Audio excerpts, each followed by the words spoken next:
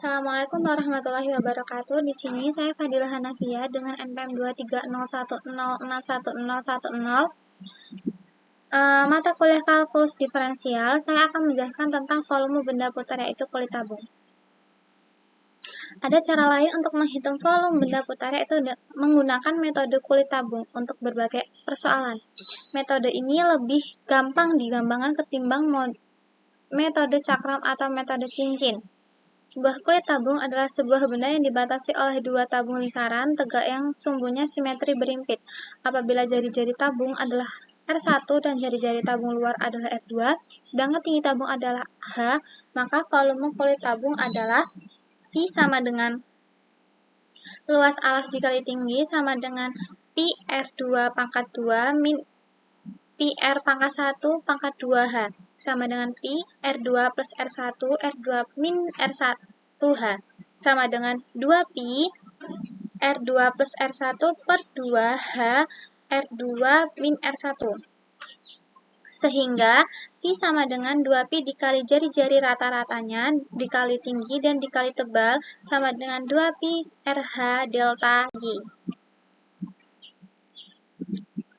Cara termudah untuk mengingat rumus tersebut adalah sebagai berikut. Apabila kulit tabung sangat tipis dan terbuat dari kertas, kita dapat memotongnya sepanjang garis yang sejajar sumbu simetri dan kemudian membukanya. Maka akan kita peroleh selembar persegi panjang yang memiliki kelebihan volume dari benda ini yang berbentuk lempeng dapat kita hitung. Metode kulit tabung. Perhatikan sebuah daerah seperti pada gambar 3. Ini ya, gambar 3, potong-potonglah jalur yang vertikal dan kemudian putarlah mengelilingi sumbu Y. Maka akan terbentuklah sebuah benda putar dan tiap jalur akan membentuk sebuah benda yang menyerupai suatu kulit tabung. Untuk memperoleh volume kulit tabung ini, kita hitung volume delta V, suatu kulit tabung, jumlahkan dan kemudian tarik limit jumlah ini apabila tebal kulit tabung makin menipis menuju 0, limit ini akan menghasilkan sebuah integral.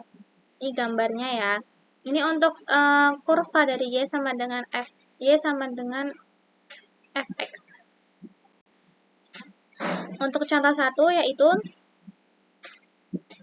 daerah yang dibatasi oleh kurva Y sama dengan 1 akar X, sumbu X garis X sama dengan 1, dan untuk garis X sama dengan 4 diputar mengelilingi sumbu Y.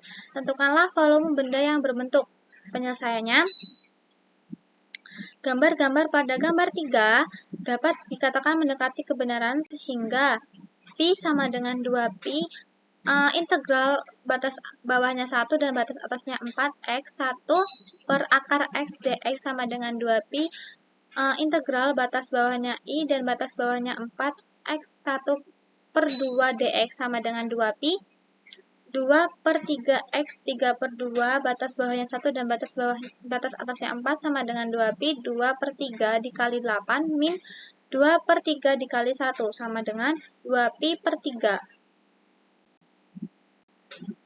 Nah, untuk contoh yang kedua, daerah yang dibatasi oleh garis Y sama dengan R per HX sumbu X dan garis X sama dengan H diputar mengelilingi sumbu X.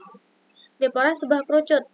Tentukan volume kerucut itu dengan menggunakan metode cakram dan menggunakan kulit tabung. Penyelesaiannya,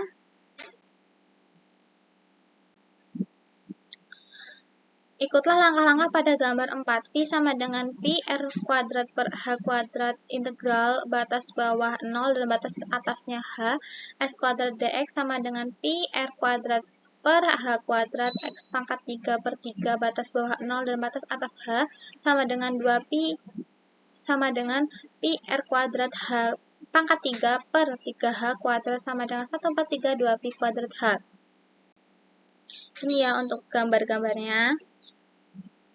Nah, untuk metode kulit tabungnya, lihat pada gambar 5, V sama dengan 2Pi H integral batas bawah 0 dan batas atas R, Y sama dengan 1 per R, Y kuadrat dy sama dengan 2 Pi H Y kuadrat per 2 min Y kuadrat per 3 R batas bawah 0 dan batas atas R sama dengan 2 Pi H R kuadrat per 2 min R kuadrat per 3 sama dengan 1 per 3 R Pi 2 R Pi R kuadrat H.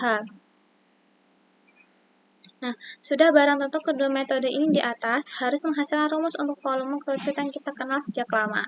Dan menghasilkan ini ya, delta V sama dengan 2XYH min H per RY delta Y, V sama dengan F sama dengan integral batas bawahnya 0, batas atasnya 1, 2XYH min H per 2Y dx.